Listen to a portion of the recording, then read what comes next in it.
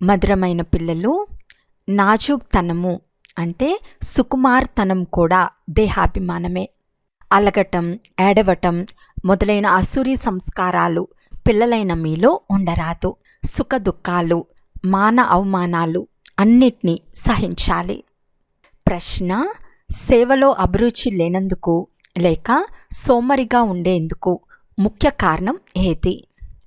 జవాబు: దేహాభిమానం వలన పరస్పరంలో ఉండు బలహీనతలను చూస్తూ ఉన్నంత వరకు సేవలో అభిరుచి కలగదు. పరస్పరంలో అభిప్రాయ భేదాలు ఉండటం కూడా దేహాభిమానమే. నేను ఫలానా వారితో కలిసి ఉండలేను, నేను ఇక్కడ ఉండను, ఇవన్నీ నాజూకు మాటలు.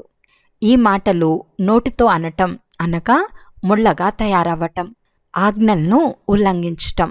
మీరు ఆత్మీక మిలిటరీ వారు, అందువలన ఆర్డర్ లభించిన వెంటనే హాజరవ్వాలి. ఏ మాటను నిర్లక్ష్యంతో పెడచెవిని పెట్టకండి అని బాబా అంటున్నారు.